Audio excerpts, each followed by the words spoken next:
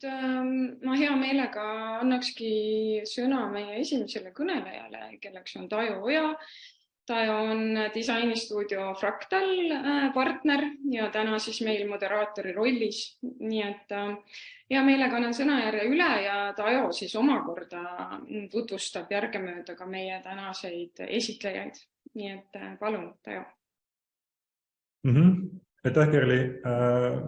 Ja, ma lubasin, et ma teen sellise väikese, lühikese sissejuhatuse tänastele ettekannetele ja ma hakkasin natuke mõtlema selle teema peale laiemalt, et minu taust on, ma hakkasin peas arutama võib-olla julgelt selline 20 aastat disaineri tööd niimoodi professionaalselt ja suur osa sellest, võib-olla lõviosa just sellised digitaalsed teenused, veebilehed, rakendused, mobiiliäpid, kõik, mis sellega seotud on.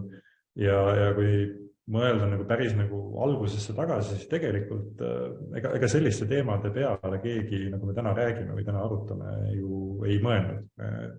Ma mäletan, et sellised kõige esimesed mõtted sellest, et kuidas digitaalsed teenused ja üldse selline digimaailm võiks olla kuidagi seotud näiteks ökoloogilise jalajäljega kui olid kineskoopmonitorid, siis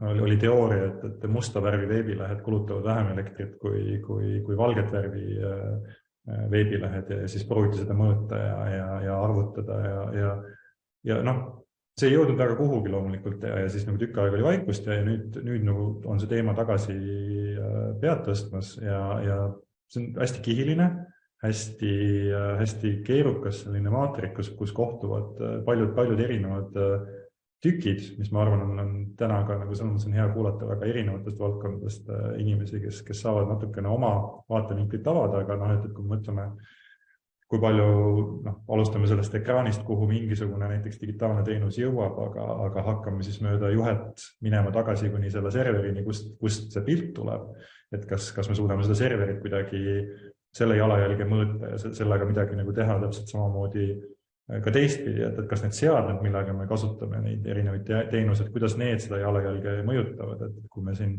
vaatame mõne teenuse puhul tahad midagi kasutada ja sulle öeldakse, et selleks, et seda kasutada, tuleb minema poodi ja ostma endale uue seadme, sellepärast näiteks see konkreetne nutitelefon enam ei toeta seda või see konkreetne telekas enam ei suuda ühenduda mingisuguse digitaalse teenusega.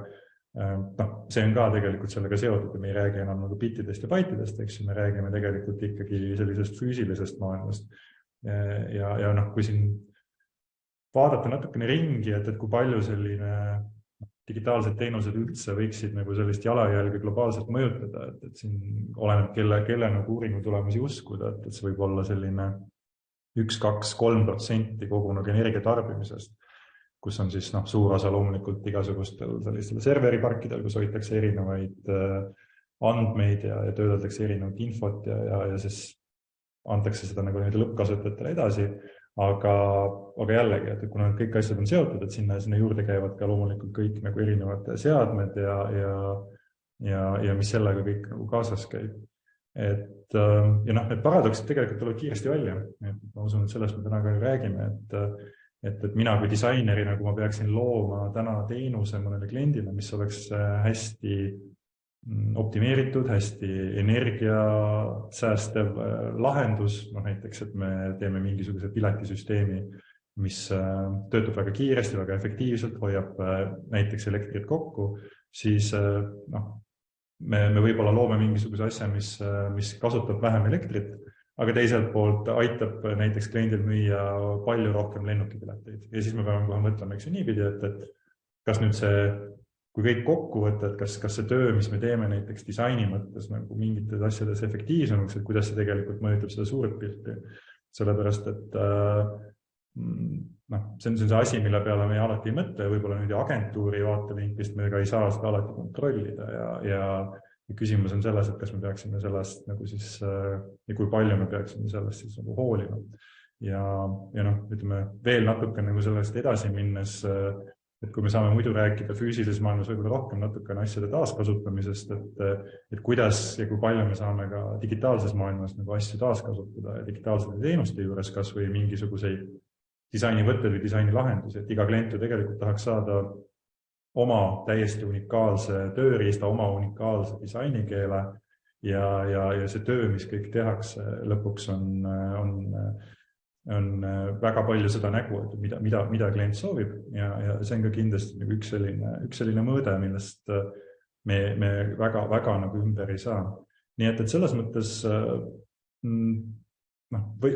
kui ma hakkasin selle teema peale mõtlema natuke nagu selle seminari ettevalmistamiseks, siis väga lihtne on jõuda ummikusse. Ma loodan, et tänased 3 kõnelejat saavad nüüd natuke nagu sellest ummikust välja juhtida, igaüks oma perspektiiviga ja ma arvan, et see on väga sobiv hetk teile anda nagu siis nii-öelda sõna meie esimesele kõnelejale, Raina Jürgensile Teliast, kes siis räägib meile rohelise pakkumise teekonnast. Ja, tere! Ma siis proovin nüüd hakkama saada oma ekraani jagamisega. Nii. Te võiksite näha. Kas keegi annab märku, et näete? Väga hea. Me näeme nüüd sinu seda presenter view'd. Presenter view'd. Ma proovin siis seda siin nüüd vahetada. Äkki nii on parem või? Nii on parem, nii on väga hea. Okei, selge. Nüüd mul endal läks kõik tagurpidi, aga hää küll saan hakkama. Et mina olen siis Raina Teliast, kui siin oli väike selline tutvustus, et kui kaua keegi millegiga seotud on, siis tegelikult Telias olen ma olnud 12 aastat ja ütleme nii, et kui siin nüüd teenuse disainist ja kogu sellest rääkida, ma olen ikka väga kaugel sellest. Ma olen see tarbijas pool, aga põhimõtteliselt 12 aastat on minu laual olnud tegelikult suuremal või vähemal määral erinevad jätkusuutlikkuse teemad tegelikult. Ehk täna ma siis olen nii-öelda protsessijuht Telias ja siis olen keskkonnajuhtrühma liige, arvutan Telia süsiniku jalajälge, siin ma räägin nagu kogu Telia ei mingit teenust ega mingit toodet. Olen ka digiprügi eestvedaja või siuke koordinaator ja siis mõtlesin, et mis ma niisama targutan, et lähen õpin ka. Ehk tegelikult õpin TalTechis. Väga pikalt Teliat ei tutvusta, aga võib-olla lihtsalt, et kes või mis me siis oleme. Et Eestis on umbes 1500 töötajat, tegelikult eelkäijad on EMT ja Elion. EMT siis oli mobiil ja Elion on siis see tore sõna lairiba ehk põhimõtteliselt püsiühendus. Mis meil veel on teleteenused ja IT-teenused. Ja ega muud ei olegi, ilmselt majast on kõik mööda sõitnud. Põhimõtteliselt meie teekond selle jätkusuutlikkusega võib-olla nagu sihitumalt algas võib-olla 2019, kui Telia võttis sellised julged eesmärgid, kus me siis tahtsime ka saada selleks nulliks, null jäätmeid ja siis null emissiooni ja tegelikult see 100% action ka, et lihtsalt neid nulle saavutada ilma, et see midagi teeks, on üsna keeruline. Võib-olla ma toon selle ühe dimensiooni veel, et tegelikult meil on olemas juhtimissüsteem, keskkonnajuhtimissüsteem aastast tegelikult juba 2014, et tegelikult nendele asjadele me oleme kogu aeg mõelnud. Ja tegelikult 2019 võib-olla see asi läks võib-olla nii-öelda laiemalt liikuma lihtsalt sellepärast, et tegelikult see tekkis meile siis ka nagu strateegiliseks üheks mõõtmeks. See tähendab seda, et tegelikult ka kõrgem juhtkond on kaasatud. Ja tegelikult siin pikalt siia ei jäägi, et hakkasime siis otsast minema. Pärast slaide jagatakse vist. Et tegelikult mul on siin lingid sees, et saab ise ka siin tutvuda, et ka meie see Telia ühiskondliku mõju raport, et sealt saab ka päris palju infot. Aga ühesõnaga, hakkasime 2018 oma jalajälge mõõtma, otsisime, kus on meie efektiivistamise kohad, kuidas me saaksime olla keskkonnasõbralikumad ja nii edasi. Ehk tegelikult, et me saime aru, et me tegelikult juba päris palju asju teeme. Ja kas see nii-öelda need uuskasutatud seadmed, kõik see, et me tegelikult mingid seadmed, mis meil, ma ei tea, võrgust ära tulevad, me tegelikult ei viska neid nii-öelda prügimäele, vaid me otsime, kuidas oleks võimalik neid uuesti nagu ringlusesse saata. Ja siis tegelikult üle-eelmine aasta me jõudsime sellesse hetke, et mõtlesime, et okei, aga mis siis nagu edasi? Et me oleme arutanud oma jalajälje, me justkui nagu teame, kus on meie mõjualad, me enam-vähem teame, kuidas midagi mõjutada saab, mida ei saa, mida saab kaudselt, mida nagu otse. Et siis tekkis see mõte, et kuidas me saaks nagu kliente aidata. Ja siis tegelikult me jõudsime selleni, et meil oleks vaja saada teenuse jalajälge. Me istusime siis rõõmsalt maha ja hakkasime mõtlema, mis asi see võiks olla. Ja üsna kiiresti tegelikult kõik see keskkonna juhtrühm, kus meil on päris mitu eri valdkonna inimest, me jõudsime andmekeskusteni. Kui Tajo siin rääkis natuke andmekeskuste teemal, siis tegelikult see on kasvav trend. Kõik soovitavad pilve ronida, aga pilv ju põhimõtteliselt on kellegi teise arvuti. Ja me nägime ka seda, et kui Telia energiatarbimist vaadata, siis andmekeskused on need röövlid. Ehk nende erinevate teenuste puhul, mida sa kliendile pakkuda, üks asi on see, et sa nagu kliendile aitad, aga tegelikult läbi selle sa saad ise ka keskkonna sõbralikumaks. Et kui üldse rääkida siin, ma panin küll pealkirjaks roheliste pakkumiste teekonda, aga võib-olla ma ei ole see inimene, kes usub absoluutrohelisusesse. On kindlasti asjad, mis on nagu keskkonnasõbralikumad ja on asjad, mis võib-olla ei ole mitte nii keskkonnasõbralikud. Et sellist asja, millel ei ole mitte mingit mõju keskkonnale, ma arvan, et pole olemas. Ühesõnaga, me hakkasime tegema siis seda andmekeskuse jätkusuutlikkuse kalkulaatorit. Esialgu oli meil eesmärk ikkagi saada lõpuks see, et palju see 1 megabait siis ikkagi seda CO2 nagu siis tekitab. No tegelikult me jõudsime siis ikkagi selleni, et me ei suuda seda täna kuidagi anda.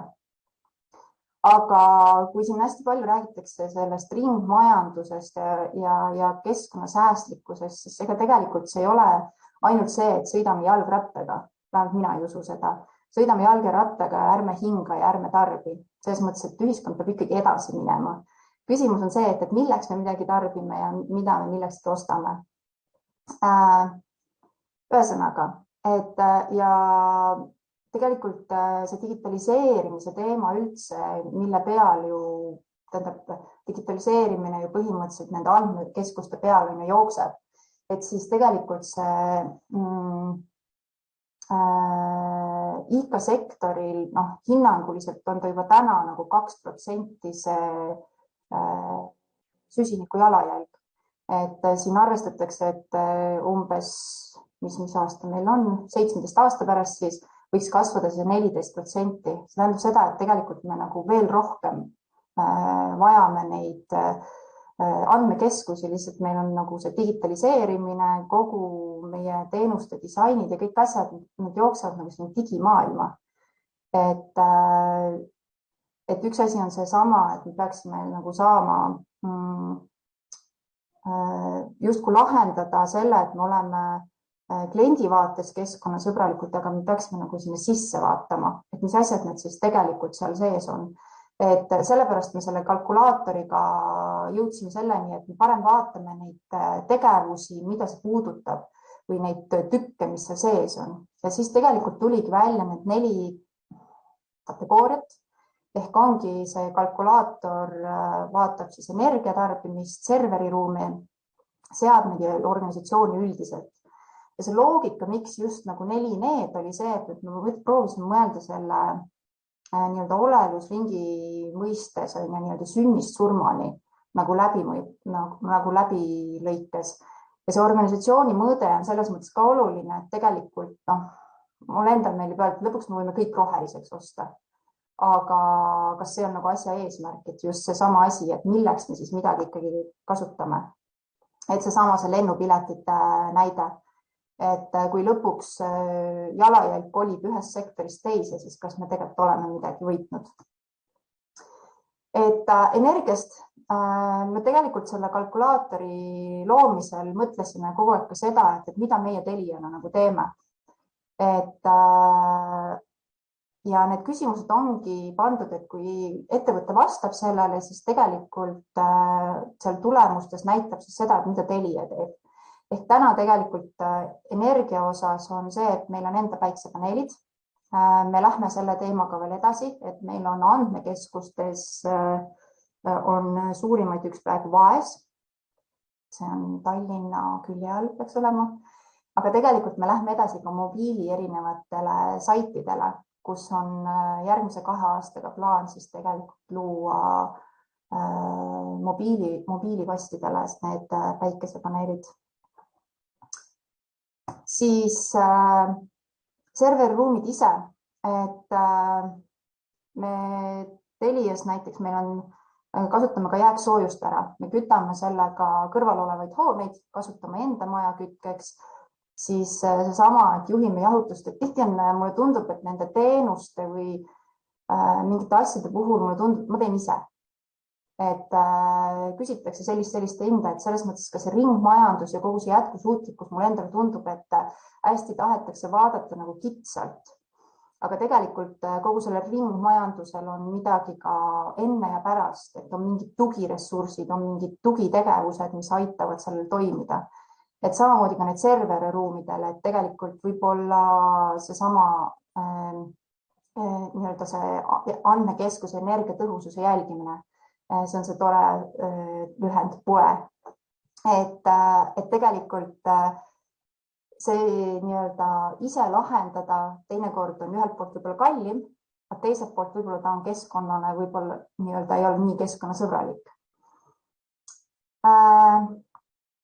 Mis võib-olla meie nagu väljakutseks on see, et serveriruumid ühelt poolt on see, et teda on vaja jahutada, aga tegelikult ega serveriruumid iseenesest ju ei ole, et tegelikult on vaja ka neid nii-öelda või Teliat üldse on ju vaja ka kütta, et tegelikult üks, mis on võib-olla väljakutse Telia jaoks, on selline roheline küte, et kui meil on nagu roheline energia, siis rohelist kütet meil täna ei ole. Seadmetest. Seadmetega ilmselt on see sama asi, et kui me vaatame seadmete jalajälge, siis seadmete jalajälg tuleb nagu kõige suuremat just sellest tootmisest. Ehk tegelikult, kui me valime kvaliteetseid kestvaid seadmeid, siis tegelikult me läbi selle teeme just keskkonnale nii-öelda head, et nad kestavad üldiselt. Teiselt poolt on see, et see seadmete valik, aga teiselt poolt on, et kui mingi hetk need seadmed on vaja utiliseerida, et kõige mõistlikum on ju see, et sa võtad selle serveri ja utiliseerid selles mõttes enda jaoks, et ta tegelikult sa läheb kuskile järgmisse kohta, kus ta siis pannakse üles ja ta täidab täpselt seda sama eesmärki.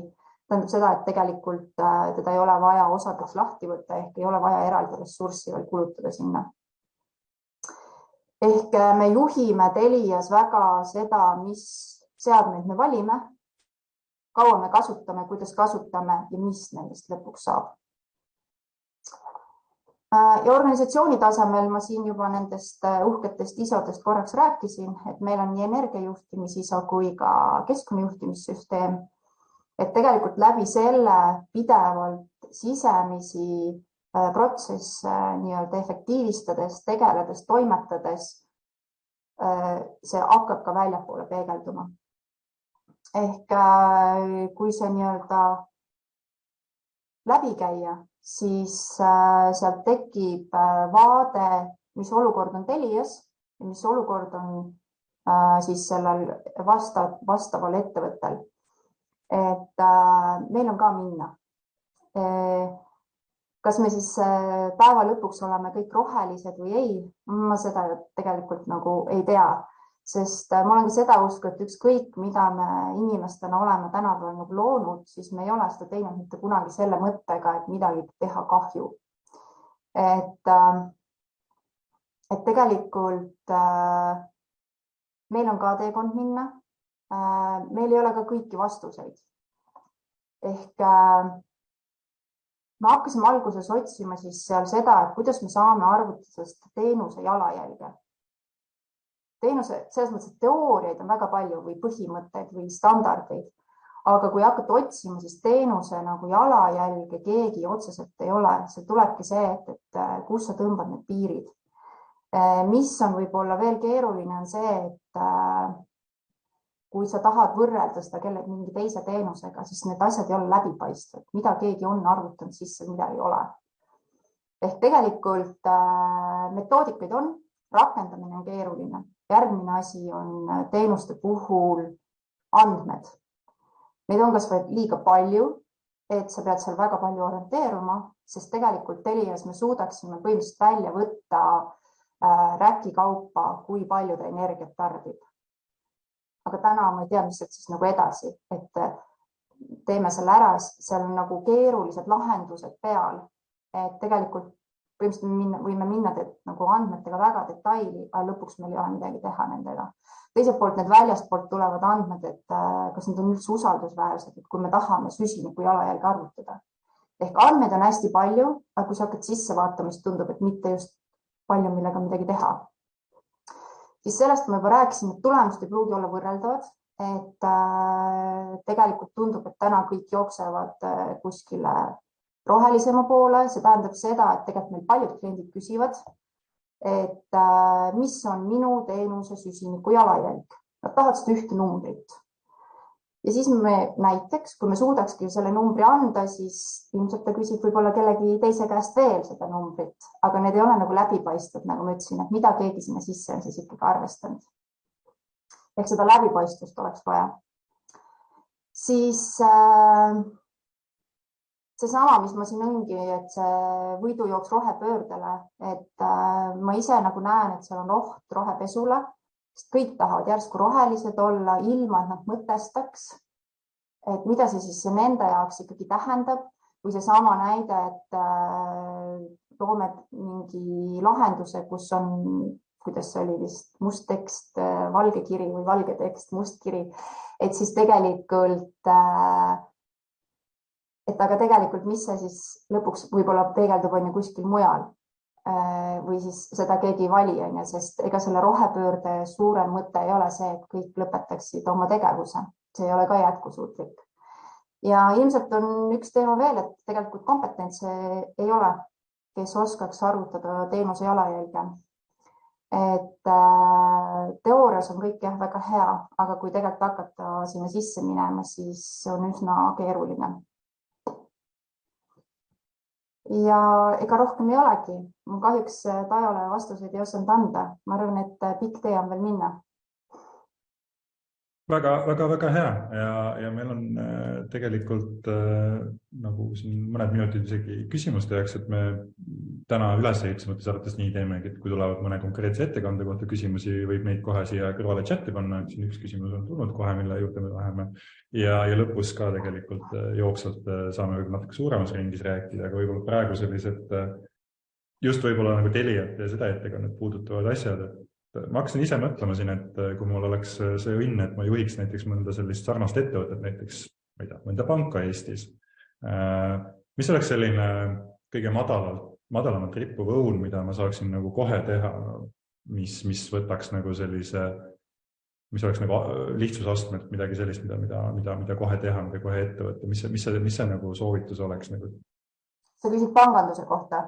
Ei, lihtsalt, et ma olen suur ettevõtte, palju digiteenuseid, servereid, inimesi, suur masinavärk, palju erinevaid töötajaid, osakondi ja ma nüüd ma sain nüüd tohutu inspiratsiooni, ma tahaks ka midagi teha ja teil on see nagu kogemus nagu olemas, et mis on selline kõige lihtsam asi, mida ma saaksin juba homme tegema hakata. No tegelikult ma ise tuleks võib-olla tooks selle digiprügi teema, et digiteema on selles mõttes, et kas kõik see, mida sa oled organisatsioonis tootnud, on vaja kuskil talletada ja hoida. Kuidas on sisse seatud protsessid informatsiooni hoidmiseks, kustutamiseks ja nii edasi.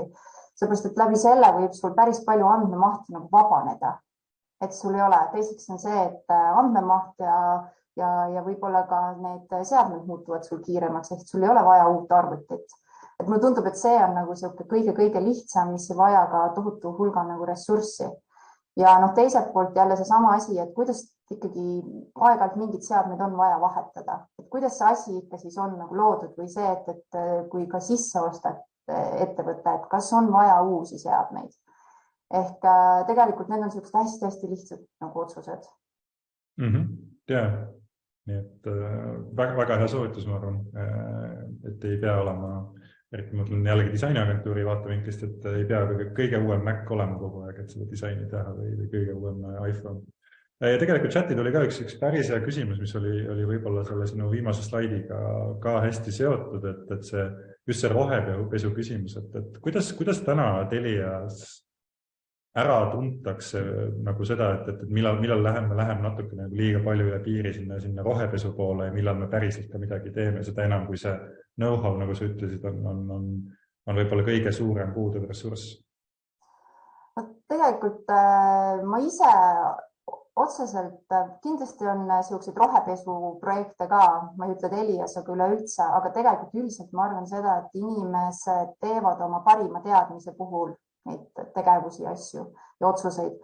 Et lihtsalt, et võib-olla mingid asjad kukuvad läbi siis või sinna rohepesusse, kui tegelikult ei olegi nagu lõpuni mõeldud, et miks või mis see taust on. Ja sellele, et kuidas Telia väldib rohepesu, ma arvan, et mina olen see kõige suurem peorikkuja seal, kui ma ütlen, et kuulge, et ei, et see ei ole nagu, et seal ei ole midagi taga. Et ma arvan, et tegelikult on see, et kuna Telias me neid teemasid juhime läbi valdkond, meil ei ole sellist rohegruppi, kes istub kuskil kontoris nurgas ja mõtleb roheasju, vaid me juhime neid tegevusi läbi nagu valdkondade. See tähendab seda, et seal on oma ala spetsialistid, et nii, et ega väga lihtsalt sealt läbi pressida ei saa mingit sihukest ilusat juttu ainult. Ma ei ütle seda, et võiks olla. Kas süsiniku jala mõõtmine oleks ainus ja parim mõõdik? Ei, ma ei usu. Küsimus on eesmärgis, et mida te tahate saavutada. Lihtsalt süsiniku jalajälge arvutada, ma arvan, pole mõtet. Midagi peaks nagu eelnema ja järgnema ka. Aga väga hea. Ma arvan, et neid küsimusi võib siia nüüd järgmise ettekande käigus ka juurde panna. Ma arvan, et iga järgmine ettekanne annab mingisuguse uue mõõtme. Aga võib-olla ongi hea teha selline virtuaalne aplaus Rainale ja minna järgmise ettekande juurde. Ehk siis meil on Helmesest Rait Mattiisen. Palun.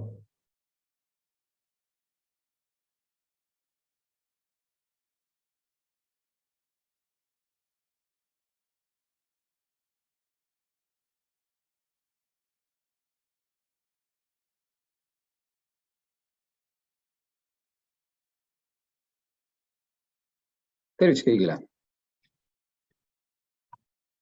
Niisiis, ekraan on kenasti näha.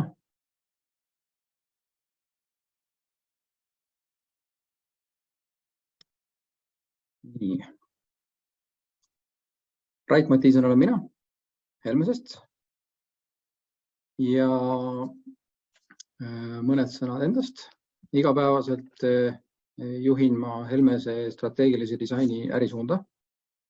Ja mida see siis oma olemuselt tähendab, on see, et kui teha võrdlus mõne muu valdkonna peale, siis disainerid on nagu rallisõitjad. Minu ülesanne on boksimeistrina hoolitseda, et neil oleks paak täis, reefid korras, masin terve ja rada puhas, muidu rallit sõita ei saa.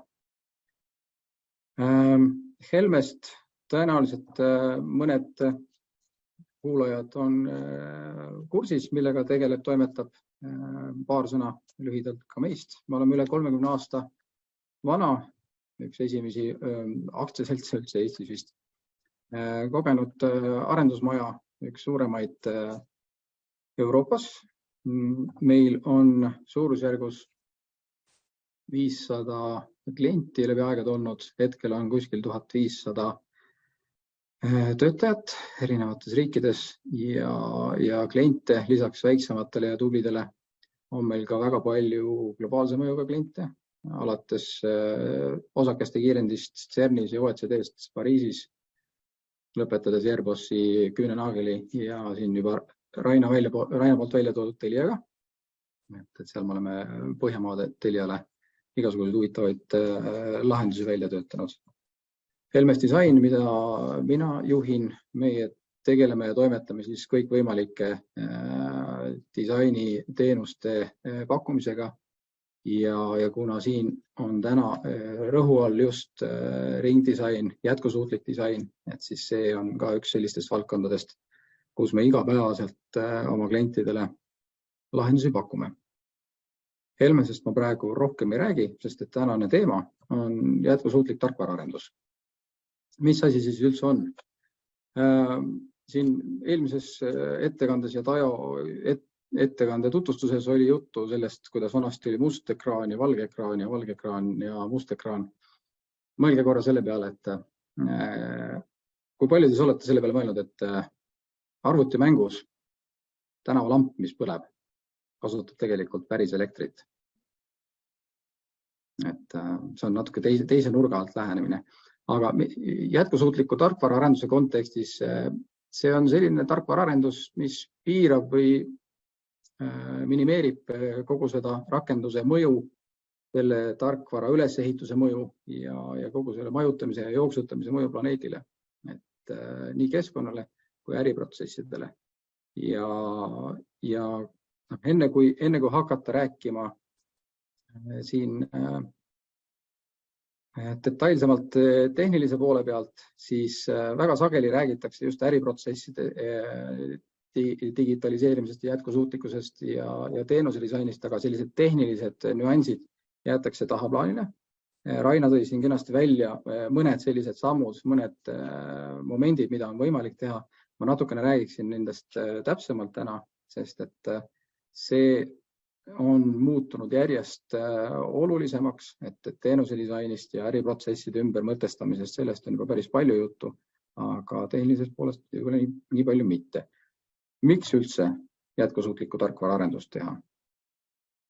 Ma olen selles mõttes Raina öelduga nõus, et maailmale saaks head teha, et teha maailmas head, teha maailmale head. See on selline talupoja loogika, eks.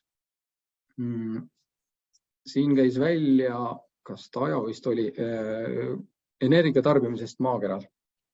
Ma ütleksin, et praegu on see number isegi vist rohkem. Selline võib-olla 5% maailma elektrist läheb infotehnoloogia valdkonna lahendustele.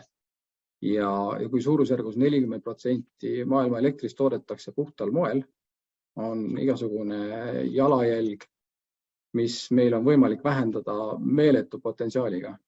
Et seetõttu maailmale hea tegemine jätkusuutliku tarkvaraarenduse näol annab väga suured võimalused. Teine variant on loomulikult ka see, et me saame aidata oma klientidel jätkusuutlikkuse eesmärke täita. Et Telia tõi siin väga hästi välja, et neil on juba 2019 väga selgelt kõik sammud paika pandud, kuidas minnakse. Teekond on veel pikk ees meil kõigil. Telia on selle mõttes väga hea suunanäitaja. Aga see, kui me saame oma kliente aidata nende eesmärkide poole liikuda, see, kui me saame oma eesmärgid täita, see annab samamoodi plusspunkte nii ettevõttele, kliendile kui keskkonnale. Ja turunõuded, et ma kujutan ette, et kui vaadata näiteks Skandinaavia suunas, siis väga paljud hanked, väga paljud projektid, seal on juba eelduseks see, et kõik, kes osalevad, peaksid olema jätkusuutlikult oma tarkvaraarendust tegevad. Et selle mõttes siin ka turg ei anna asu neile, kes seda vanamoeliselt teevad. Nagu ma ütlesin, enne kui üldse tehnilistest alusaladest räägime, ma tooksin välja selle püramiidi siin paremal. Et kui me räägime jätkusuutlikkusest, siis nii nagu Raina välja tõi, ei ole oluline üldse mitte üksnes keskkond, vaid ka inimesed ja äri. Et nende tasakaalus sünnib jätkusuutlikkus. Et sellest pole ka mingit kasu, kui äri lihtsalt ära lõpetada, sest et see oleks väga keskkonnasõbralik või et kui inimesi ei oleks väga keskkonnasõbralik või keskkonna peale ainult panustatakse. Ehk siin peab olema see tasakaal ja sealt sünnib see jätkusuutlikkus. Ja digitaalne lahendus ei ole automaatselt jätkusuutlik. Et kui väga palju on sellist hype'i ja rääkimist, et teeme selle digitaalseks ja siis ta on kindlasti jätkusuutlik, see ei pruugi alatihti nii olla. Et seetõttu see kogu infotehnoloogia sektor Ja täna on siin juba jutt olnud, milliseid häid samme tehakse, peab selle rohepöörde läbi tegema, mis ka rohepööre on. Et siin küsimusteski tuli välja see, et on oht rohepesule. Et kuidas me lahendame tehniliselt, kuidas me lahendame äris, kuidas me lahendame keskkonna kontekstis. Võib-olla on vaja üldse protsessid ümber disainida. Jätkusuutliku tarkvaraarenduse tehnilistest alustaladest ma siis räägiksingi, sest et igapäevaselt me teeme ja toimetame väga palju teenuse disaini ja äriprotsesside ümbermõtestamisega, aga täna teema fookus on siis siin. Kõige olulisem, lihtsus. Lihtsad protsessid kulutavad jooksutamiseks vähem ressursse. Samuti oluline keskkond, kus ja kuidas neid lahendusi hoitakse, tehakse, milliseid lahendusi kasutatakse. Ja kolmandaks, nagu ka Raina välja tõi, andmed. Kuidas sa neid töötled, kuidas sa neid salvestad, kuidas sa neid andmeid kontrollid. Et kõigest nendest kolmest ma räägin mõne sõnaga täpsemalt. Lihtsusest. Esiteks, igasugune tarkvaraarendus võiks olla vajadustele vastav, sest et väga hea ja kvaliteetne tarkvara ongi suuresti keskkonnasäätlik ja jätkusuutlik. Me püüame Elmeses võimalikult täpselt vajadustele vastavat tarkvara teha, mis sisaldab ka ärianalüüsi, teenuse disaini ja avastamise faase. Me teeme kindlaks, et me teeme õiget asja. Ja kui need protsessid on tehtud maksimaalselt lihtsaks, et eesmärke täita, siis kulub, nagu öeldakse, selle jooksutamiseks vähem ressursse ja kogu protsessi algusest peaks seda nagu ette vaatama. Teiseks, kui süsteem või vajadused aja jooksul muutuvad, siis on mõistlik need ümber kujundada. Et ära jäta seda vana lahendust, kui need siiani on töötanud, aga kui näiteks nõuded ja vajadus on muutunud palju vähem komplekssemaks või on tulnud kasutusele sellised digitaalsed lahendused, mis tegelikult ei nõua üldse nii palju ressurssi. See oleks tarbetu kogu seda kaadervärki lihtsate protsesside jaoks käimas hoida. Tee see lihtsamaks, tõhusamaks, lihtsakoelisemaks. Hästi üles ehitatud tarkvara, kui on hea ja tõhus kood, kui on andmebaasid korraliku struktuuriga, hea tarkvaraarendaja versus mitte nii tubli, seal on väga suur vahe, puhas kood, kuidas me nüüd üles ehitame, kuidas me algoritme jooksutame, et seal on väga suur võimalus keskkonna ja ressursside tõhusalt kõike toimetada. Hästi hoitud ja kohendatud. See haakub natukene selle esimese vajadustele vastavusega, aga kui masinavärk on hästi hooldatud, hästi hoitud ja vajadusel muudetud lihtsamaks, siis see võimaldab ka palju väiksema ressursiga kõiki protsesse teha. Üks punkt, mis siin viimasena välja toodud, on minu meelest äärmiselt oluline. Kolmandate osapoolte koorem, third party components, eks. Nendel ei pruugi olla, aga võib olla väga suur ressursikulu. Et see on küll kenasti valmis tehtud, teenusena täitsa olemas, aga alati mõelge selle peale, kui suur see overhead või kui suur see kulu on, mis me oma süsteemi võtame, kui mõistlik see on. Et vahel lihtne lahendus võib seetõttu väga koormavaks meie enda süsteemis muutuda. Ma toon natuke teisest valdkonnast ühe näite, näiteks raamatu lugemine. Oletame, et teil on vaja raamatut lugeda, teil on vaja selleks valgustust.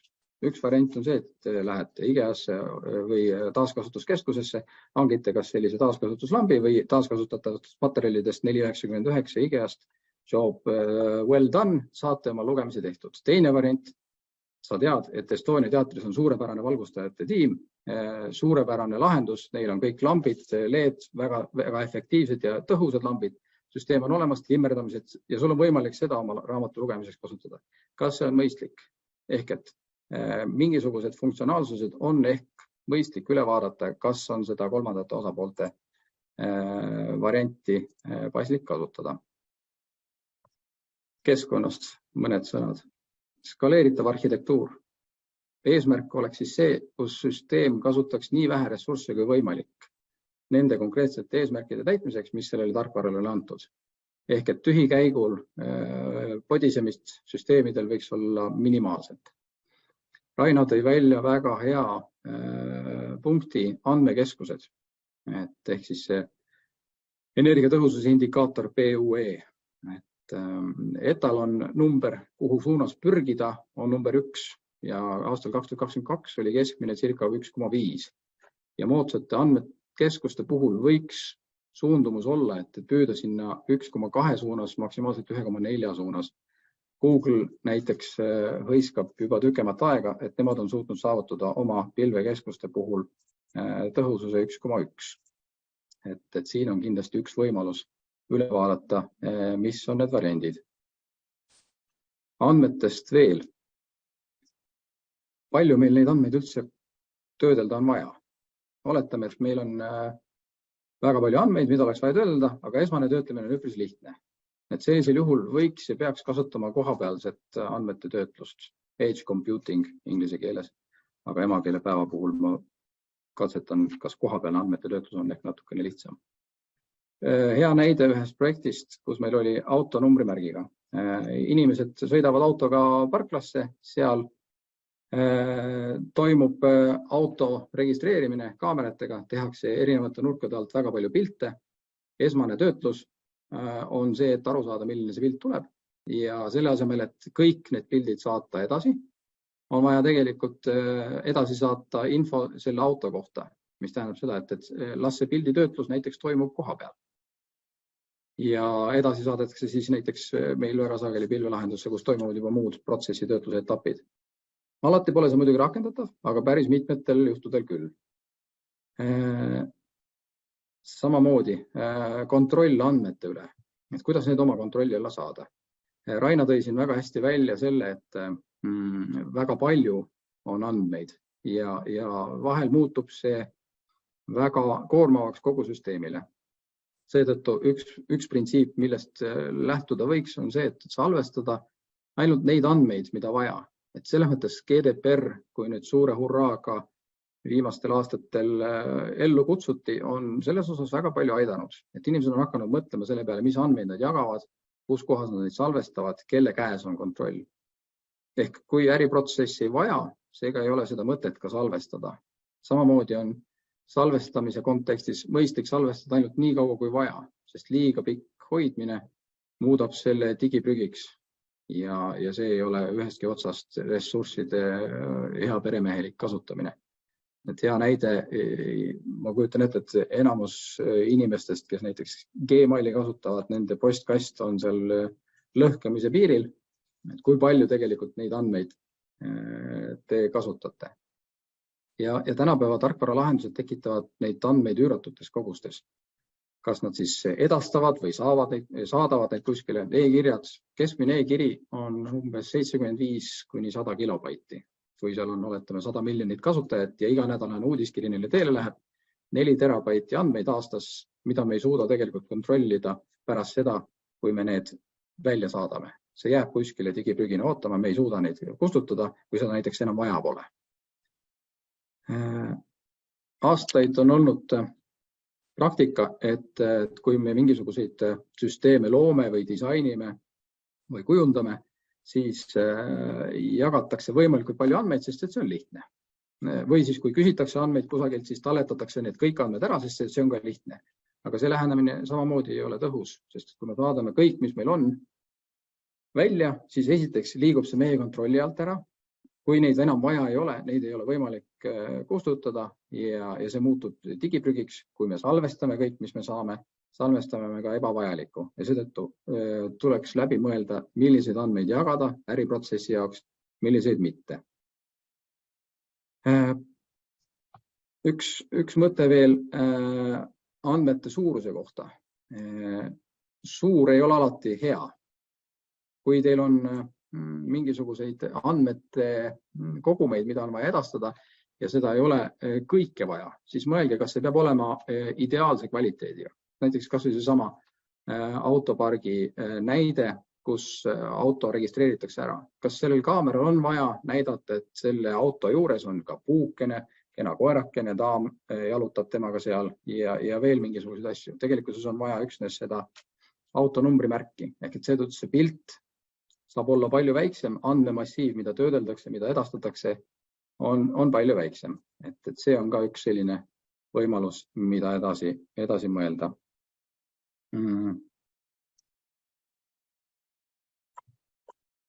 Kokkuvõttes, tegutsege targalt, hoolitsege selle eest, et inimesed saaksid aru, mida te neile pakute, saaksid nad aru, kuidas seda kasutatakse ja kuidas see neile kasu toob. Vastasel korral võib see lõke või see kood või see lahendus väga ilus olla, aga inimesed kas kasutavad seda ebaotstarbekalt või ei saa nad sellest üldse kasu. Ja lõpetuseks väike selline üleskutse, kes selleks, et veenduda, et lahendused on jätkusuutlikud, kus nii äri kui keskkond ja inimesed on arvesse võetud, on meil üks selline tasuta programm, kus disainer majas me mõnda teie ärikriitilist probleemi lahendame. Ehk et veel on võimalus sealt osa saada, kes tahab natukene nuputada, mismoodi seda jalajälge või seda jätkusuutlikkust parandada, andke märku.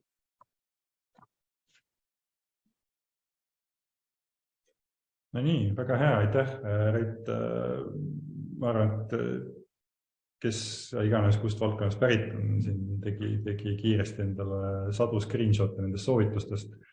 Aga võib-olla küsiks nagu ühe küsimuse siia vahele enne viimast esinejat, et neid kliente tuleb pidevalt uksest sisse ja ma arvan, et nagu tegelikult siin Raine ka ütles, et ega seda nagu teadlikkust nagu on nagu üsna nagu vähe, et eeldatavasti need kliendid, kes uksest sisse tulevad, teavad sellest natuke nagu vähem, kui sina tead.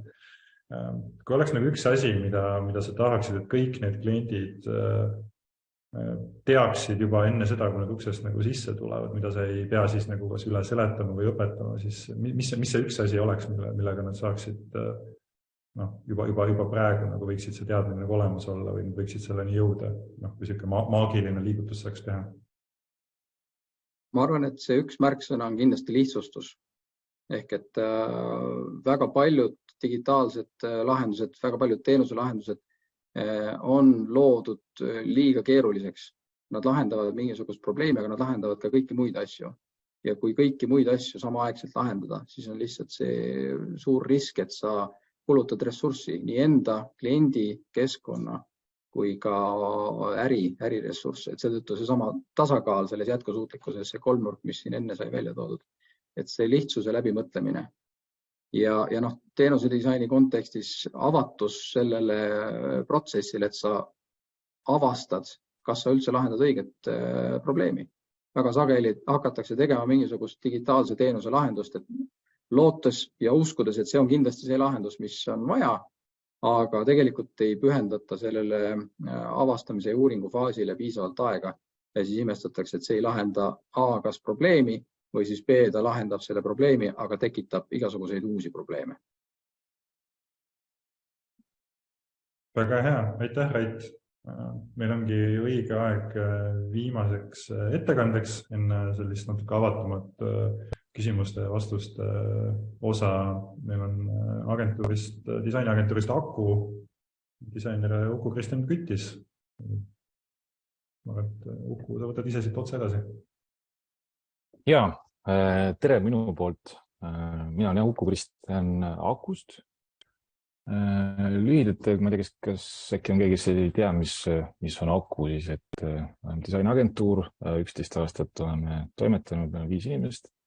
Tegeleme analüüside, strateegiatega, nimedega, visuaalsete identiteetide, veebilehtede ja muude selliste teemadega. Et mina räägiksin natukene võib-olla seda enda praktika keskselt, ehk siis natukene sellised konkreetsemalt võib-olla natukene mingitest asjadest, mida me teinud oleme, kuidas neid asju võiks teha. Ma alguses räägin natukene mingist trükimaailmast või trükitud asjadest või füüsilistest objektidest. Siis ma räägiksin digiteemal natukene veebilehtedest ja siis natuke räägiks sellest projektist, mis võib-olla ei õnnestunud meie poolt vaadates. Aga ma arvan, et kuidagi ikkagi mõnes mõttes peegeldab hästi ka siin eelnevaid kokkuvõetud teemasid. Nii. Kõigepealt ma tahtsin üldse rääkida Zoomist natukene, et siin rääkisime sellest, kui suur on mingi asja jalajälg või kuidas midagi mõjutab, on ju, et noh, et siis kui hästi pragmaatiliselt vaadata, et siis Zoomi kaamera näiteks on ju, kui panna ta sinna perspektiivi rahvusvahelise lennuga tundub üsna sihuke nagu totter suurusjärk, et kuidas need võrrelda, aga noh, samas näiteks, kui võtta see üks kõne ja lühita sealt kaamera välja, siis muutus on üsna drastiline, et see vist on 94% vähem informatsiooni just läbi selle, et see paljud, ma enne vaatasin, et siin enamuste inimestel on kaamera väljas ja ma soovitan ka seda kõikidel alati teha, juhul kui nende visuaalne nägemine ei ole vajalik. Üldiselt ma mõtlen seda, et mida ressursimahukam on mingi protsess, seda suurtemate inimesed, seda väiksema hulga inimesi ta võiks mõjutada. Ja vastupidi, et mida ehk siis, et mida kuulus ära olnud. Ühesõnaga jah, et mida rohkemate inimesteni peab midagi jõudma, seda vähem ressursse seda peaks kulutama. Ehk siis, et kui meil on palju inimesi, kellega me räägime, siis kelle jaoks midagi teeme, siis seda vähem võiks olla meid ümbritse vääritud sellest. Aga nagu ma mainisin, et siis ma räägiksin võib-olla konkreetsemalt trüki aspektist, ehk siis kuidas selles füüsilises maailmas on parem toimetada. No, ühesõnaga, et meie poolt vaadates tavaliselt on see esimene küsimus, kas üldse on vaja midagi teha, kas midagi on vaja trükkima hakata või midagi looma hakata selle ümber, sest äkki on olemas mingisugune teine alternatiiv, kuidas seda paremini luua. Noh, näiteks, et selle asemel, et kellelegi toota mingi, ma ei tea, 5000 flyerit, võib-olla on parem teha veebileht või selle asemel, et teha mingit otseposti, äkki saab inimestele helistada või noh, aga noh, päeva lõpuks tihtilugu need asjad lõpevad kõik kuidagi ühel või teisel viisil veebis. Jah, et siis ongi see küsimus, et milline võiks olla parim alternatiiv. Teine asi, kui midagi trükkida, et kuidas ma tean selle asja kogust, et kui palju neid trükiseid või objekte reaalselt vaja on.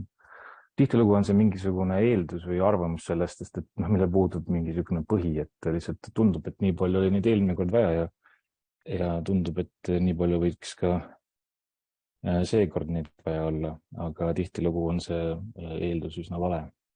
Ehk siis, et oodatakse rohkem, kui vaja on. Siis on puhtalt tootmise küsimused, näiteks kui kaugel asub trükikoda, et see tähendab ka seda, et mõnikord tuleb mõne asja valmistamiseks tellida seda kuskilt teiselt poolt maakera, mis tähendab jälle seda, et see materjal peab jõudma siia tagasi. Ja see kulutab samuti energiat. Siis on küsimus, millist tehnoloogiat trükikoda kasutab, ehk siis, et kas see on kuidagi jätkusuutlikult toimiv lahendus või on see vastupidi hoopis hästi saastav. Siis millised materjalid on trükikojas olemas? See tähendab seda, et tihtilugu on mõistlikum ennem küsida, et mis on olemas ja kasutada neid olemasolevaid materjale selle asemel, et lasta neid transportida kuskilt teisest riigist või teiselt kontinendilt. Ka see, et kas see materjal on sertifitseeritud või mitte, on küllaltki tähtis seetõttu, et osad asjad, mis esmapilgul tunduvad olevat looduslikult või ütleme siis loodusele sõbralikult toodetud, ei pruugi seda päris nii selgelt olla. Ja transpordi mõttes ka, et kui kaugel asub klient, kuhu kohta me neid asju viime, mõningatel juhtudel on hoopis lihtsam toota neid asju kliendile lähemal trükikojas. Ja samuti ka küsimus, et kuhu kohta siis kuidas see transport toimub, et mis vahendid selleks kasutusel on võetud. Siis mida teha hästi?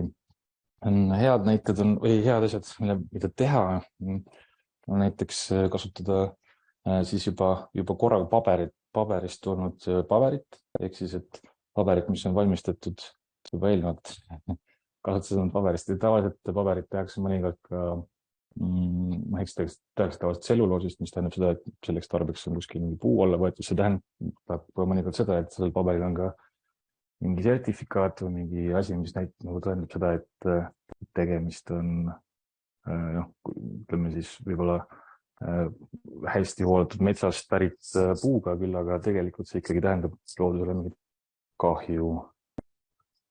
Trükiteemadel olemas erinevad lahendused, kuidas asju trükkida. Siis saab trükkida hästi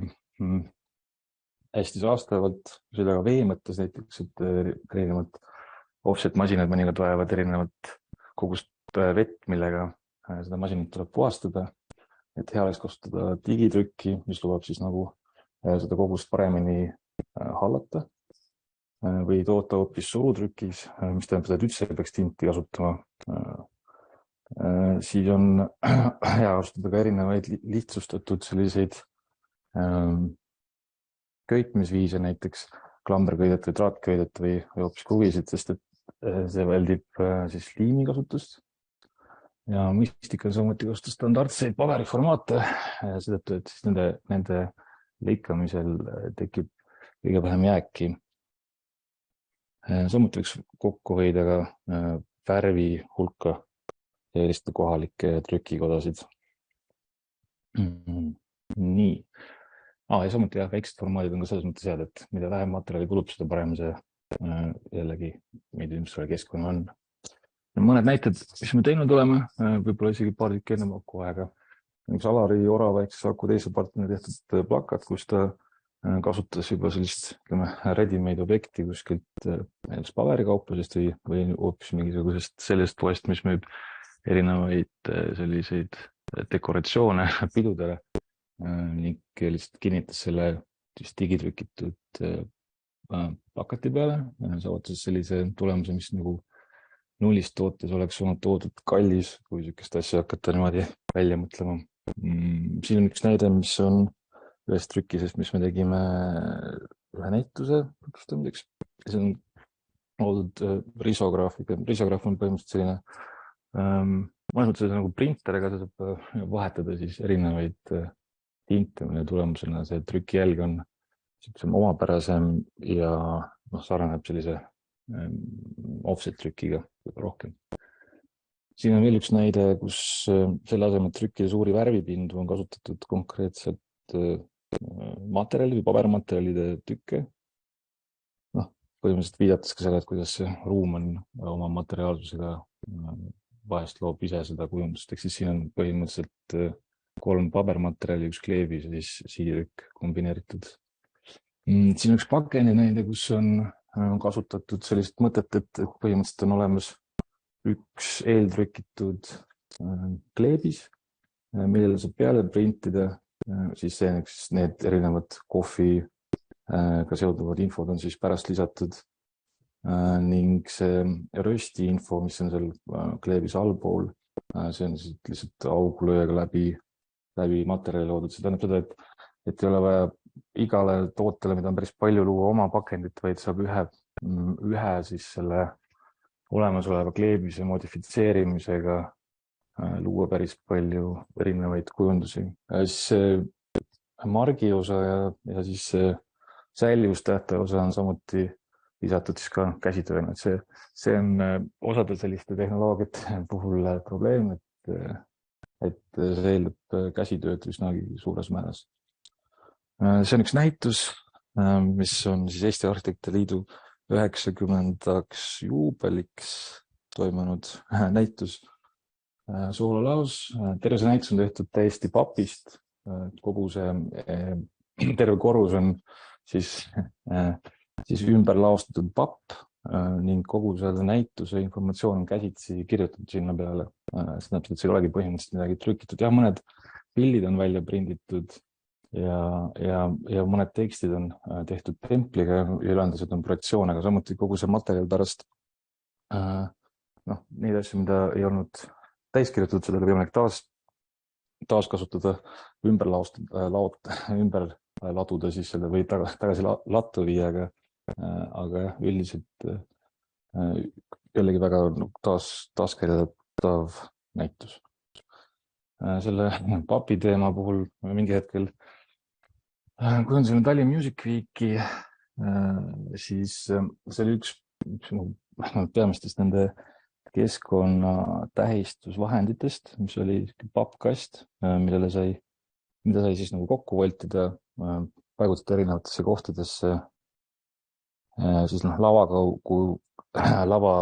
kujunduselemendina või siis kohatähistusena ja samuti sai sellega transportida vajadusel erinevaid asju siis kas kontserdipaika või tagasi ja samuti see nagu pakib ennast väga nagu väikseks kokku, nii et selle läbi on võimalik ka nagu selles mõttes seda ladustamise osa teha lihtsamaks.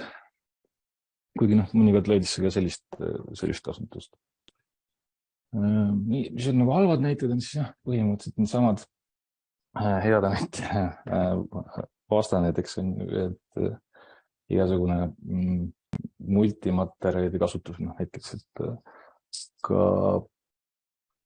plastikaknaga ümbrik on selles mõttes halb, et teoreetiliselt seda peaks ka käitlema niimoodi, et akna osa läheb eraldi paberi osast ja selles mõttes ta nagu mingiteks asjadeks sellega ei sobi hästi. Aga oska räägiks veebi teemal ka, et siin tuli välja, et erinevad numbrid, et kui palju elektrit internet kasutab. Ma leidsin ühe projektsiooni, mis aastaks 2006 võiks olla 25%, hetkel on see 10%. Siin eelnevatest kõnetest kuulsin päris teistsuguseid numbreid, aga selles mõttes, et eks meil on erinevad source'id ka. Kui me räägime taastuvatest energiaallikatest, nende probleem on see, et ainult sellega me ei saa katta kogu interneti elektri vajadus, samuti ka nende enda jätkusuutlikkus ei ole nii lihtne, sest et kui need lähevad katki, neid tuleb asendada seega, et teha nagu täiesti roheenergial töötavat internetti ei ole nii peaaegu kahjuks võimalik.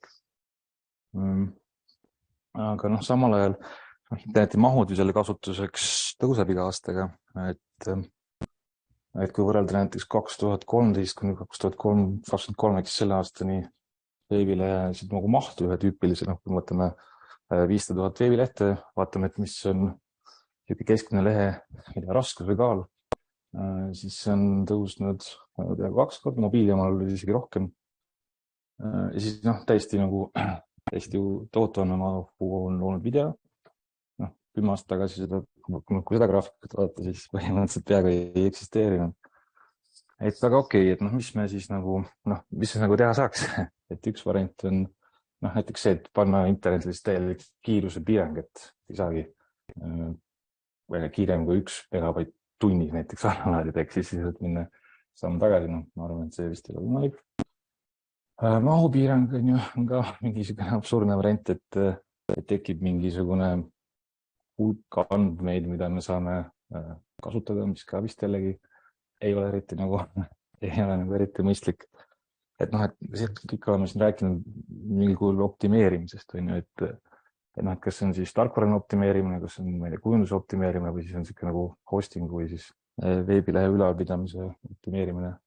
Et ma nendest teemadest võib-olla arenduse ja muudest asjadest detailsemalt ei räägiks, aga kujunduse teemast võiks küll rääkida, et siis tuleb see sama teema välja, millest siin ennem ka rääkisime, et ma ei tea, must ja valge taust ja nii. Aga jah, ühesõnaga, et üks asi, kuidas andmete hulka vähendada ja optimeerida siis neid asju, mida me internetist alla läheme.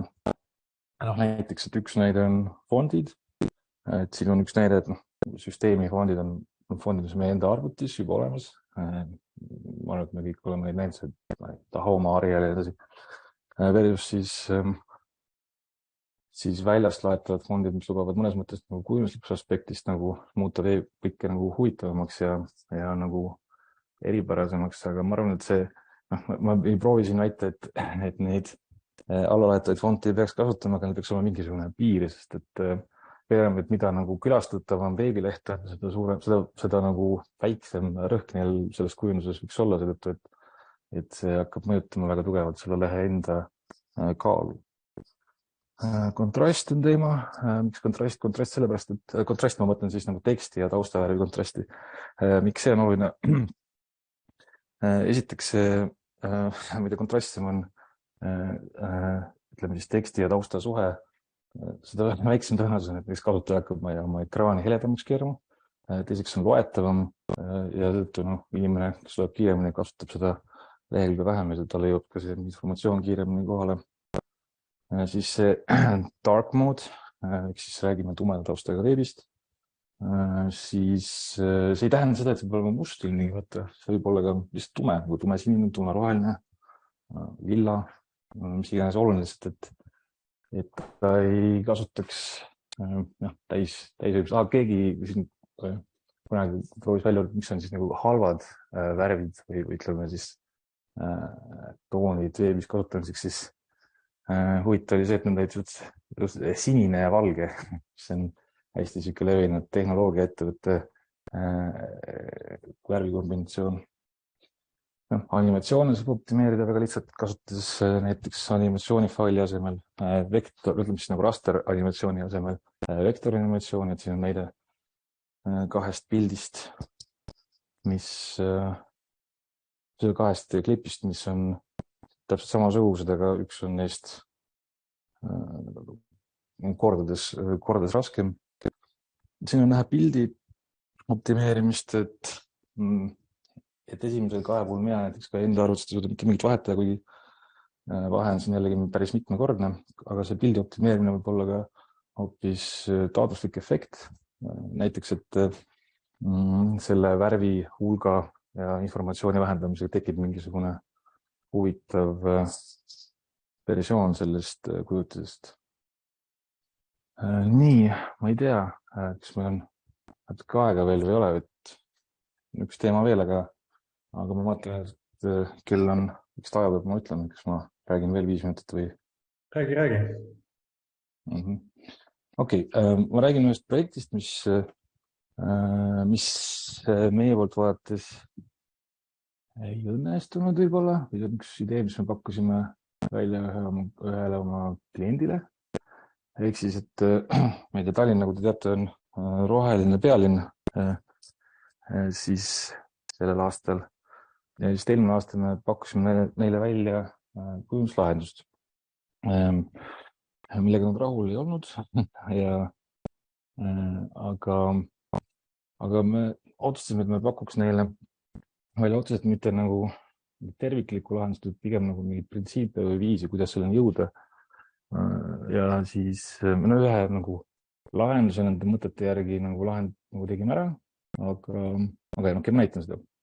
Ühesõnaga, et need põhimõtted, millele kogu see kujunduskeel peaks vastama, ehk siis, et see peaks juhtima tähelepanu kulule, peaks korduv kasutama materjale, lähtuma modulaarsusest, toetuma täpsuslikule infole, aus ja apoliitiline, teed rajav ja oma valikutes läbipaistev ja mitte raiskav.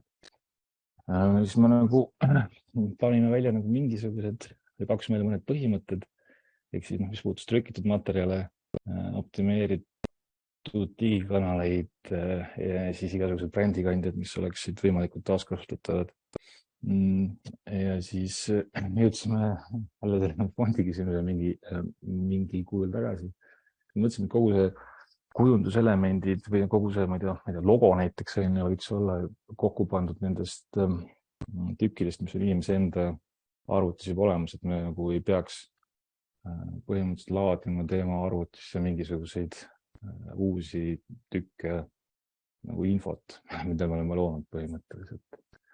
Et me mõtlesime, et me saaks kombineerida Ariali ja Unicode'i, mis on igas arvutis olemas. Ja siis nagu läbi selles fondis olevate sümbolite nagu ümbermõtestamist mingil kujul. Ehk siis, et meil olid seal omad põhimõtted, kaasavus, nutikus, õppivus ja kestlikkus. Ja siis pakkusime välja, et see logomärk võiks olla näiteks selline. Ehk siis, et kogu see, põhimõtteliselt kogu selle logo või ükskõik millise vormi me saaksime kirjutada väga lihtsasti paari koodireaga, ilma et me peaks hakkama joonistama otseselt mingisuguseid, ma ei tea, liiblikaid või mingeid muid objekte. Aga jah, ühesõnaga, et see oli nende jaoks natuke liiga palju, aga me ise õppisime läbi selle seda, et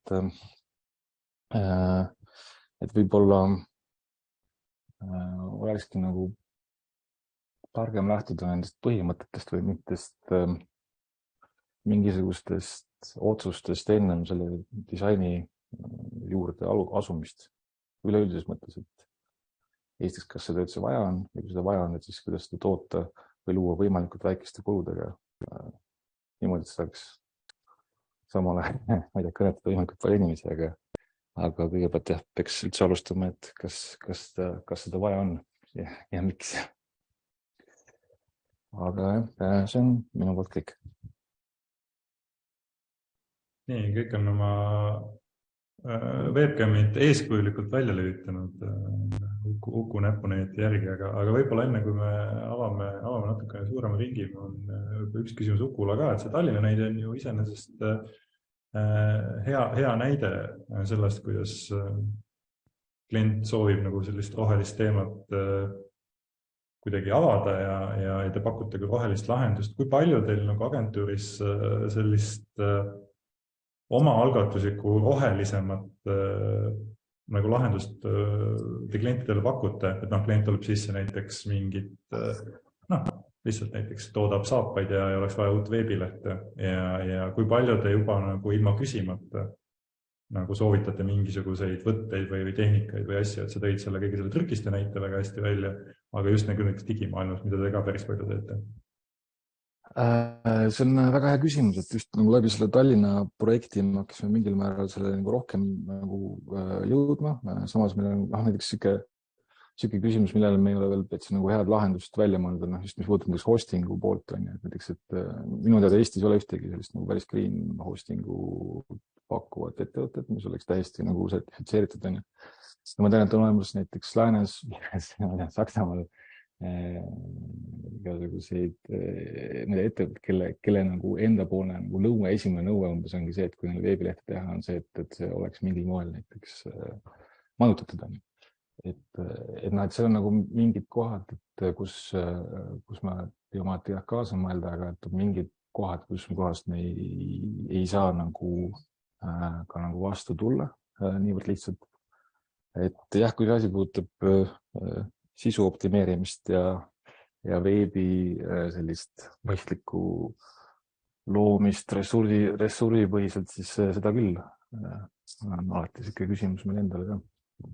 Ja tegelikult võib-olla üks küsimus veel, mis siin Nele küsis, et sul oli viimane slaid ka, et 10 põhimõtet ja siis tuli selline must slaid, et kas sul on need 10 põhimõtet meile jagada?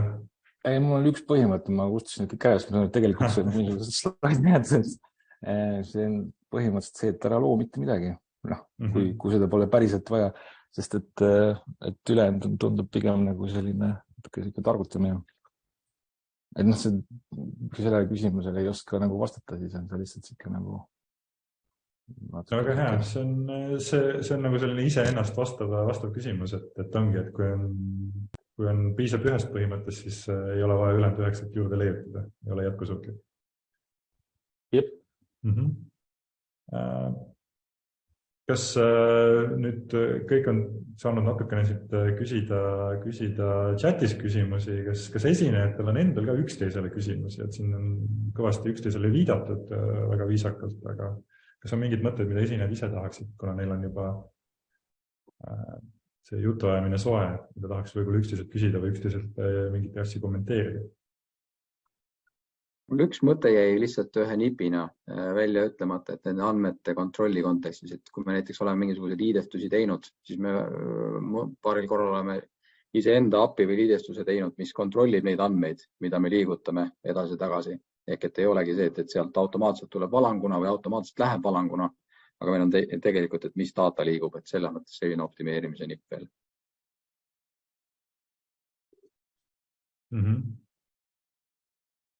Ja Uku poolt välja toodud modulaarsus, see kõnetab mind samamoodi, et see on meie igapäevane lähenemine, et kogu selline atomic design ja disainisüsteemide suur pealetung. Kas või see, et sa saad sealt taaskasutada erinevaid komponente, ehitada üles neid kõik vastavalt sellisele taaskasutusprintsiibile või ühtlustatud printsiibile, et igasugune muutus võtaks võimalikult vähe ressurssi. Üks asi, mida võib-olla tahaks veel lisada, on see, et see, need tehnoloogiad, mis meil praegu on, ehk siis need, kuidas me nagu arutame või mõtleme, aga see 5 aasta pärast on hoopis teistsugused tehnoloogiad ja lihtsalt küsimus ongi see, et kuidas me neid samu põhimõtteid, kas me suudame nagu nendest kinni hoida ja jätkata või me lihtsalt läheme nii, et pilv on väga lahe ja ülimugav kasutada ja aseneme kõik asjad siin üle. Et kuidas nagu selle peale nagu ka selles mõttes jätkusuutlikumalt mõelda.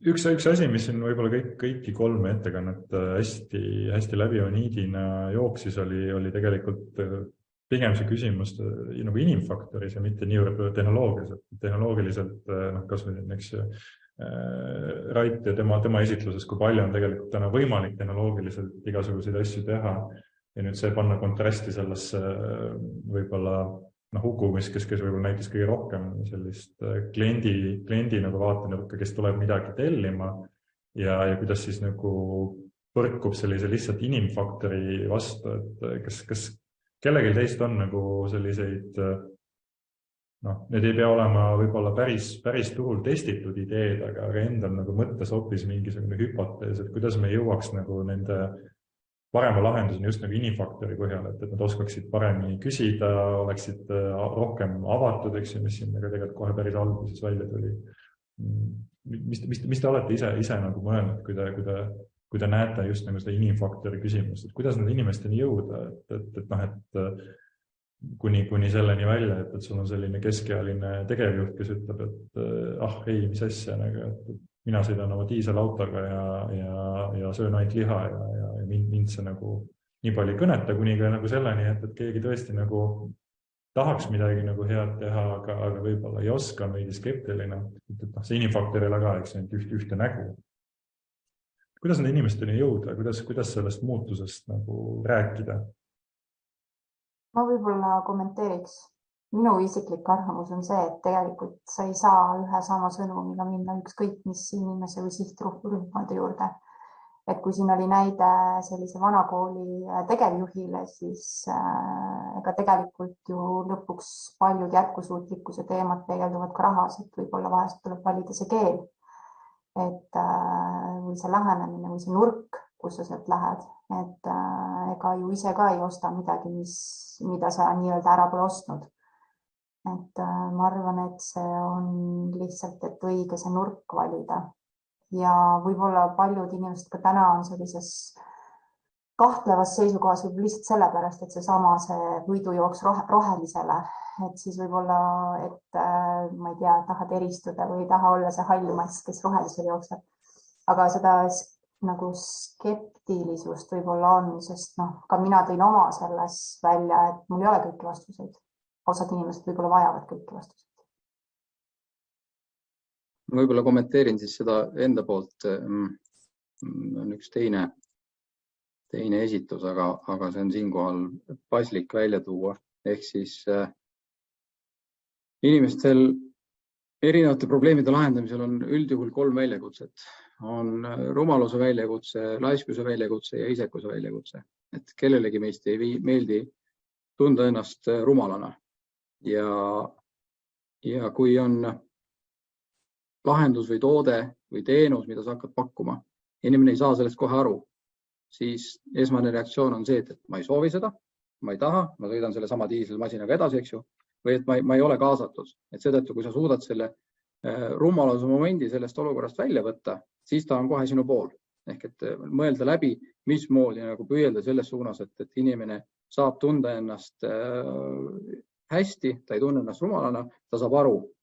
Teine on see, et igaüks, mis tahab olla natukene vahepeal laisk või et ta ei taha nii palju aega kulutada või ressursse. Aga kui sinu toode või teenus või lahendus vajab hästi palju energiat või aega, selle et inimesed, kellele sa seda lahendust lähed pakkuma, siis nad ei osta seda või siis nad samamoodi ei ole jälle kaasatud. Et selle mõttes tuleb läbi nuputada, et kas sa saad seda kuidagi teha mugavamaks, lihtsamaks, et see oleks neile nagu arusaadav. Ja kolmandaks on see, et igal inimesel on oma eesmärgid, mille poole ta püüdleb. Ja selles kontekstis on vaja aru saada, mis on nende eesmärk, mida nad tahavad saavutada. Et kui meie toode või teenus jällegi lahendab nende eesmärke või liigutab neid enda eesmärkide suunas, siis nad on palju meelsamini kaasa tulemas sellega ja see skeptitsismi barjäär on palju hapram ja murdub kergemini. Vähemalt see on olnud selline kokkupuude, kui ma lähenen tõepoolest nendele olukordadele, kus on kinnistunud vana aja tõekspidamised, mis on teaduse poolt või parimate praktikate poolt ümber lükatud. Ja, väga, väga hea mudel, ma arvan, kõikide murede lahendamiseks, et lihtsalt peegeldada siis üks selline levinud võtta üldse uutest asjadest mõtlemiseks on ju see, et nii kaua, kuni me paneme mingisuguse uue tehnoloogia või mingisuguse uue sellise hüpoteesi paneme täiesti eraldi kategooriasse, siis ta ongi nagu keerulisem seletada, et mis te arvate, millal nagu, ma toon nagu näiteks ongi nagu see, et nii kui me räägime praegu just nagu sellisest rohelisusest ja jätkusuutlikkusest, ringmajandusest, jalajäljest, me räägime sellest justkui nagu sellisest nagu silotornist, et see on nagu tegelikult, Rainer ütles väga hästi, et meil ei ole Telias ühte nagu sellist rohelisuse tsaari, eks ju, või kedagi, kes nagu on selline Chief Green Officer, eks ju, kes vastutab selle eest, et see justkui on igas osakonnas niimoodi hajusalt laiali. Mis te nagu arvate, et kui kaugel me täna oleme sellest, et me ei räägi enam nagu täiesti lihtsalt eraldi, et meil on üks nagu selline rohelisuse printsiip, mida me siis proovime lahata, vaid see on selline loomulik protsessi osa, mida me kuidagi nagu ei pea enam eraldi nagu seminari vormis arutama või seda nagu kuskil tutvustama.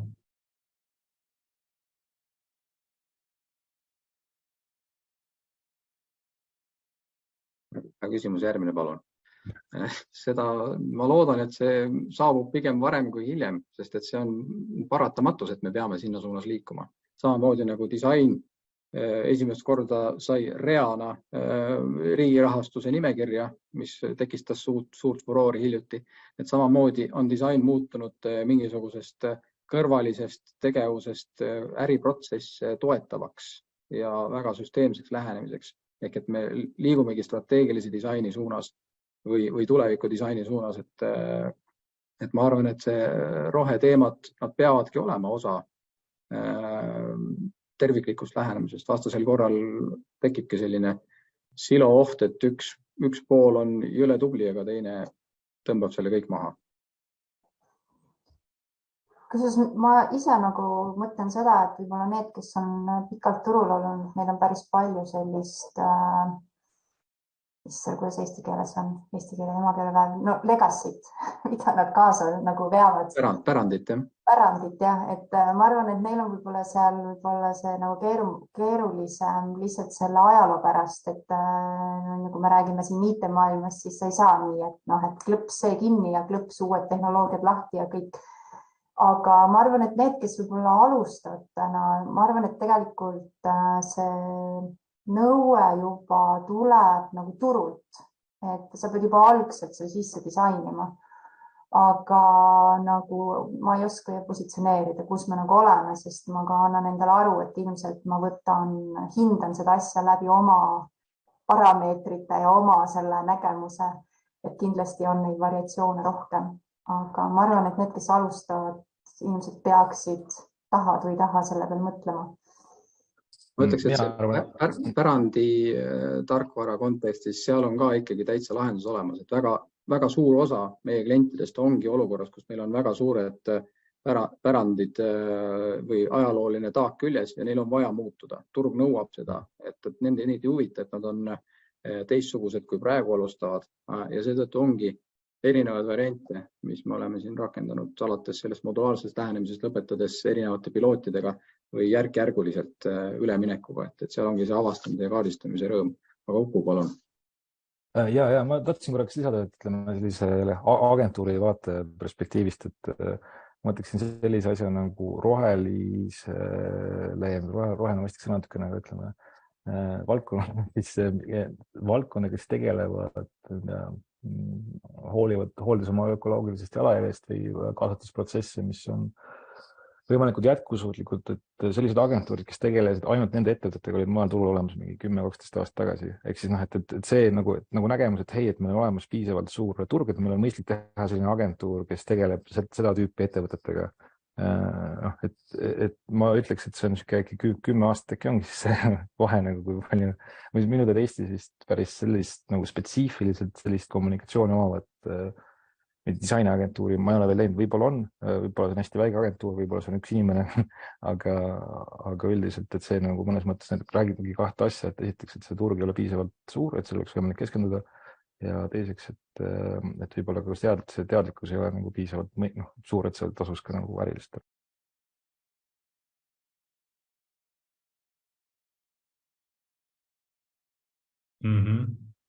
Ma vaatan, et meil on küll 40 vaatajat, aga küsimusi praegu veel ei ole tulnud, et ma siis saan ise seda lõnga edasi arutada siit teiega. Tegelikult Uku võib-olla väga hästi just viiski mind sellesse, et kas meil, et kui me nüüd mõtleme, et on agentuure või seda turgu, mis on suuremad ja kus nagu sellised näited on ju olemas, kas meil on ka midagi õpetada teistele, ütleme nagu väljapoole Eestit, et üldiselt on ma arvan, et võib-olla Rait ja just nagu Helmes ja tegelikult ka Telia näide, ma olen nii palju Telia majast kuulnud neid näiteid, kus nagu meie läheme räägime rootslastele, et kuidas digi teha, et nii nendest lugudest saaks raamatu kirjutada, et kas meie väiksuses on meil ka võimalik kunagi midagi kiiresti nagu eksperimenteerida, on meil täna juba midagi, mida me saaksime eksportida kuhugi, kus on seda näiteks kas on nagu seda pärandit rohkem ja mis siis, et turg on suurem, et kuidas teil täna nagu selline tunne on? Kas on juba või võib-olla siin Rainal on isegi võib-olla mingisugused selliseid juba elulisi näiteid nagu Telia majast? No tegelikult seesama andmekeskuste nagu see kalkulaator, et tegelikult see on täpselt see asi, mis me tegelikult hakkasime pihta ja tegelikult nii-öelda ülejäänud grupist siis ka, et väga tore, nüüd võtaks selle siit üle. Et ma arvan, et eestlaste ühelt poolt siin oli see küsimus, et kuidas me rohepesu nagu siis selle tagame, et seda ei oleks. Võib-olla on see meie skepsilisus või see, et me tegelikult nagu ma tahaks ikkagi teada, et mis see siis nagu päriselt see võit on. Aga teiselt poolt ma arvan, et see annab jälle selle, et me mõtleme läbi ja tegelikult me oleme päris kiired. Ja võib-olla see, et Telia on küll Eesti mõttes üsna mammut, aga kui me vaatame nagu kogu Telia kompaniid, siis me oleme imekillukene ja tükikene. Me oleme hästi paindlikud, kiired, kuigi võib-olla meie enda protsesside keskel tundub, et kõik võtab aega. Et ma arvan, et tegelikult see annab nagu eelise, et võib-olla me võiks natuke oma sellest skeptilisusest võib-olla nagu välja tulla ja natuke olla julgemad. Et ma arvan, et see on küll üks asi. Ja kuidagi ma arvan, et me oleme nagu hands-on, et see on selline asi, mis võiks küll. Ma kirjutan 2 käega alla, et Eestis on kiired mõtlejad ja see skeptilisus või selline pragmaatiline suhtumine asjadesse ja küsimine, et kas see ikka tõesti nii on, et meil samamoodi majas sees igasugused erinevad projektid, mis tehakse, seal ikkagi väga palju juureldakse, et kas see ikkagi on tegelikult jätkusuutlik, kas see ikkagi on rohepööre, mitte rohepesu. Et meil on endalgi sellised töörühmad, kes vaatavadki erinevaid projekte selle nurga alt väga palju läbi. Ja tuleviku kontekstis, mida nagu väljapoole müüa, ma kujutan ette, et nii Telia kui Helmes igasugused sellised tulevikku suunatud disainitegevusedki. On see siis spekulatiivne disain, kus luuaksegi tuleviku lahendusi, mida veel ei ole, võttes arvesse, milline on see jalajälg, millised on need sammud, kuidas sinna jõuda.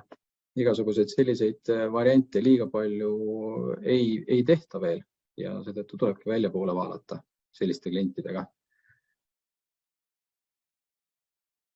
See on väga hea. Me lõpetame väga optimistlikul toonil, et ma võib-olla omalt poolt kokkuvõtteks ütlengi selle, et mul on nagu väga hea meel.